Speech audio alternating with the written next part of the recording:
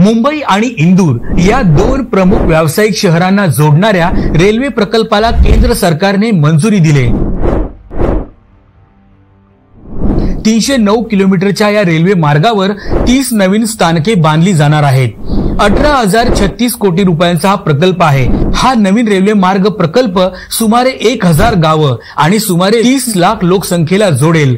2028 ते 2029 पर्यंत हा प्रकल्प पूर्ण करण्याचं उद्दिष्ट आहे। महाराष्ट्र आणि मध्य प्रदेशच्या 6 जिल्ह्यांचा या रेल्वे प्रकल्पात समावेश आहे। इंदूर आणि मनमाड दरम्यान हा प्रस्तावित रेल्वे मार्ग थेट संपर्क सुविधा प्रदान करेल। त्यासोबतच प्रवासाची गतिशीलताही सुधारेल। याबरोबरच या भागातील लोकांचा रोजगार आणि स्वयंरोजगाराच्या संधी वाढतील।